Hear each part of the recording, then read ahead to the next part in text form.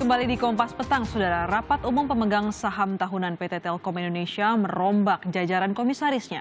Salah satu wajah baru di jajaran komisaris Telkom adalah Abdi Negara Nurdin atau yang lebih dikenal dengan nama Abdi Sleng. Keberanian akan melahirkan keajaiban. Menteri BUMN Erick Thohir menunjuk Abdi Sleng untuk menduduki jabatan Komisaris Independen PT Telkom Indonesia.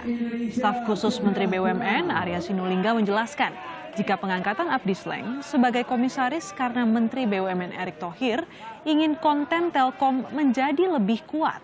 Sebagai seorang seniman, Abdi dinilai mumpuni untuk membuat konten digital yang bisa menjual ke publik. Sementara itu, manajemen Telkom mengaku optimistis jika masuk ke jajaran komisaris baru itu akan memberi dampak positif bagi perkembangan perusahaan. Sebagai seorang seniman, Abdi dinilai memiliki banyak pengalaman yang bersinggungan dengan industri digital.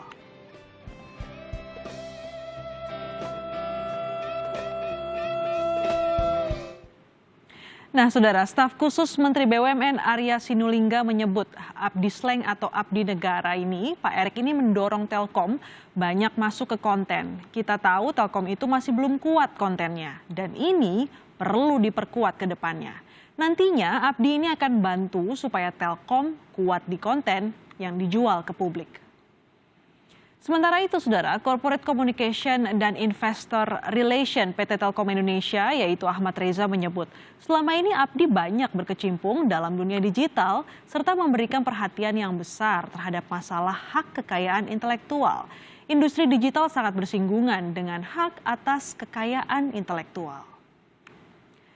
Nah, meski tak secara resmi tercatat dalam barisan organisasi relawan, Abdi dan grup band Sleng berkontribusi dalam gelaran Pilpres 2014 dan juga 2019 untuk mendukung Joko Widodo. Abdi Sleng dan sejumlah musisi menginisiasi konser Akbar Salam Dua Jari pada Pilpres 2014 dan juga konser Putih Bersatu pada Pilpres 2019.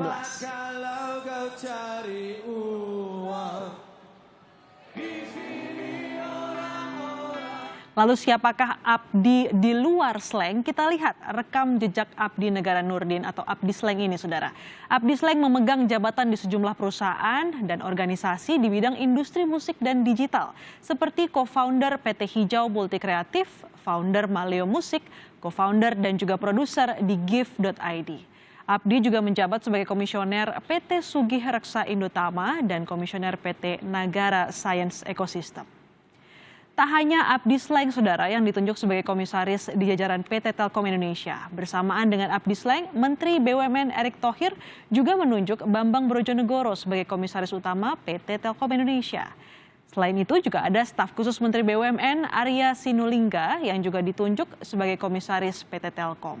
Nah, dengan penunjukan ini, Arya Sinulinga melepas jabatan sebagai komisaris PT Indonesia Asahan Aluminium atau Inalum.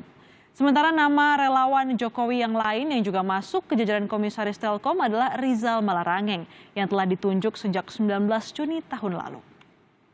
Nah, Saudara, anggota Komisi 6 fraksi Gerindra Andre Rosiade menyebut penunjukan komisaris BUMN merupakan wewenang pemerintah.